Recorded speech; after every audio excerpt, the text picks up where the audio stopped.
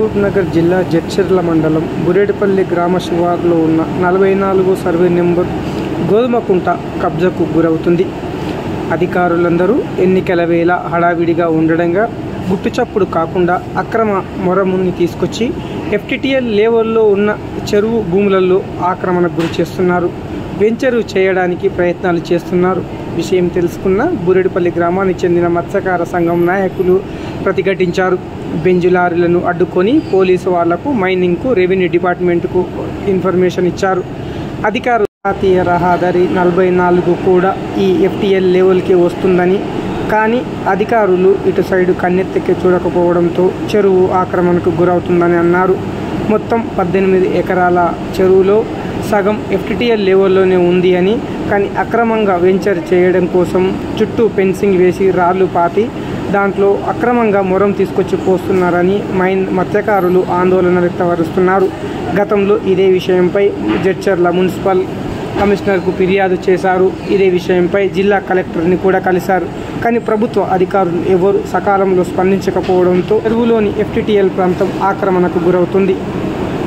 ట్రిప్ల మొరం mining శాఖ అధికారుల permission లేకుండా ఎక్కడి నుంచి వచ్చింది, ఎలా వచ్చిందనే విషయం పైన కూడా ప్రభుత్వ అధికారులు ఆరా తీసి అక్రమ మైనింగ్ చేసిన వాళ్ళపై కూడా చర్యలు తీసుకోవాలని మత్స్యకారులు కోరుకుంటున్నారు. ఒకవేళ అధికారులు స్పందించకపోతే ఎంఆర్ఓకు ఫిర్యాదు చేస్తాం, అయినా కూడా స్పందించకపోతే జాతీయ రహదారిపై బైఠాయిస్తామని తెలిపారు. ఎలక్షన్ల సందర్భంగా అధికారులు బిజీగా ఉన్నారేమో, ఒక 2-3 రోజులు చూసుకొని అధికారులు స్పందించకపోతే మేము ధర్నా చేస్తామంటున్న మత్స్యకార నాయకులు.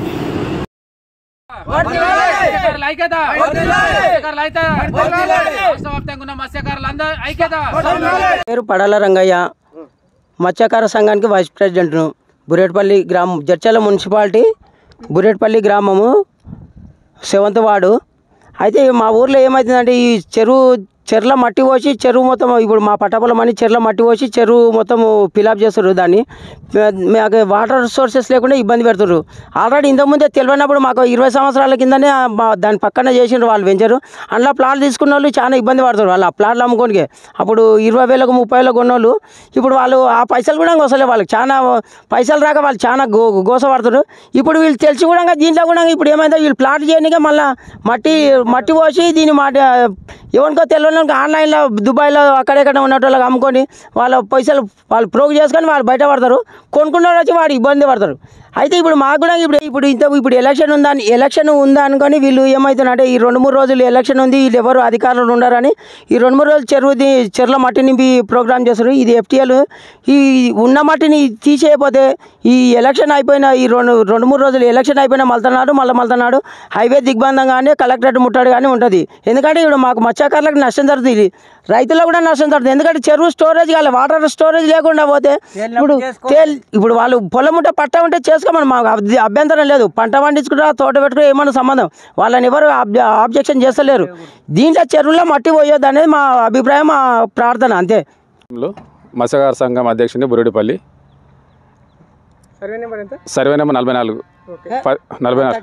44 15 ఎకరాల 18 గుంటలు చిక్కము, మిగతా ఎఫ్టిఎల్ 18 ఎకరాలు.